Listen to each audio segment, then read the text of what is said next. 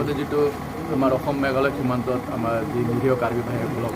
হত্যা কৰা হ'ল আমি ১৪তম বাঙালী দিৱসত তীব্ৰ নিন্দা জনাইছোঁ আৰু আমি অসম চৰকাৰ আৰু কাৰ্বি আংলং চৰকাৰকো আমি অট'নমাছ কাউন্সিলৰ চৰকাৰক আমি আহ্বান জনাইছোঁ ইয়াৰ তদন্ত লাগে আৰু লগতে এই পৰিয়ালখিনিক যাতে আৰ্থিকভাৱে সহায়ৰ ব্যৱস্থা কৰি দিয়ে তাৰ বাবে আমি আহ্বান জনাইছোঁ আমি ১৪তম বাঙালী যুৱ ছাত্ৰ ফেডাৰেশ্যনে আজি কিছুদিন পূৰ্বে মুখ্যমন্ত্ৰী মহোদয়ৰ লগত যোগাযোগ কৰি আমাৰ আলোচনা হৈছিল আলোচনাত চৰকাৰী তৰফৰ পৰা যিমানখিনি আমাক কোৱা হৈছে আমি আশাবাদী যে অতি সোনকালে আমাৰ ডিপুটাৰ সমস্যাবোৰ সমাধান হ'ব অকল আমাৰ বুলি নহয় যিমানখিনি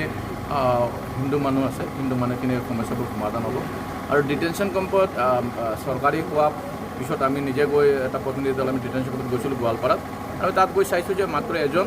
আমাৰ হিন্দু মানুহ আছে তাত ডিটেনশ্যন কেম্পত উত্তম দাস বুলি তেওঁ গোৱালপাৰা জিলাৰ কৃষ্ণাই হয় আমি মুখ্যমন্ত্ৰীৰ লগত তাৰপিছতো আমি আলোচনা কৰিছোঁ এই মানুহজনক অতি সোনকালে ডিটেনশ্যন কেম্পৰ পৰা মুক্ত কৰি দিয়াৰ ব্যৱস্থা কৰা মাত্ৰ এজন আছে হিন্দু বাঙালী মানুহ তেওঁৰ নাম উত্তম দাস তেওঁ গোৱালপাৰা কৃষ্ণাইত ঘৰ হয় আমি মানুহজনৰ লগতো সাক্ষাৎ কৰিছোঁ ডিটেনশ্যন কেম্পত গৈ তেওঁৰ পৰিয়ালৰ লগতো সাক্ষাৎ কৰিছোঁ ইয়াৰ পিছতে মুখ্যমন্ত্ৰী আমাক সুধিছিলে মই তেওঁক সাক্ষাৎ কৰি কথাখিনি কৈছোঁ আৰু আমি আশাবাদী অতি সোনকালে তেওঁ হয়তো অহা এইটো মাহতে তেওঁ ডিটেনশ্যন কেম্পৰ পৰা মুক্তি পাব বুলি আমি আশাবাদী আৰু আমাৰ যিটো আন্দোলন আছিলে আন্দোলনৰ পিছতে মুখ্যমন্ত্ৰীৰ লগত সাক্ষাৎ হৈছিলে আমি অলপ বৈঠক কৰিছিলোঁ বৈঠকত প্ৰায় যিখিনি আলোচনা হৈছে চৰকাৰৰ পক্ষৰ পৰা চাওক আল্টিমেটলি আমি যিমান আন্দোলন কৰোঁ লাষ্ট আলোচনাটো গৈ ভুল টাইপৰ গতিকে আমি চৰকাৰৰ লগত আলোচনা কৰাৰ পিছত যিমানখিনি চৰকাৰে আমাক প্ৰতিশ্ৰুতি দিছে আমি আশাবাদী যে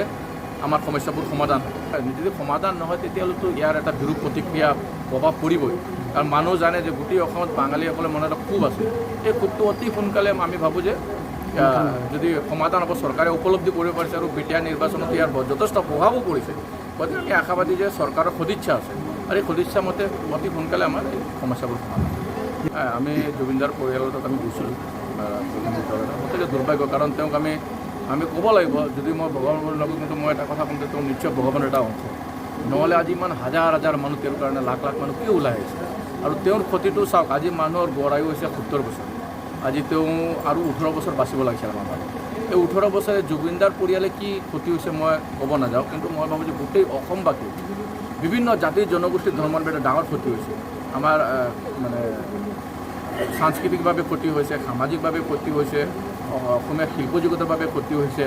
আৰু পশ্চিম বাংলাৰ শিল্প জগতৰ বাবেও এটা ডাঙৰ ক্ষতি হৈছে গতিকে ইয়াৰ ন্যায় সকলোৱে বিচাৰি আছে আৰু এনেকুৱা এটা লাগিছে যে গোটেই অসমৰ প্ৰতিটো পৰিয়ালে এজন মানুহ হেৰাইছে এটা অনুভৱ সকলোৰ মনত আছে তেনেকুৱা গতিকে মুখ্যমন্ত্ৰী মহাশয়ক আমি অনুৰোধ জনাম এই মানুহৰ মনত যিটো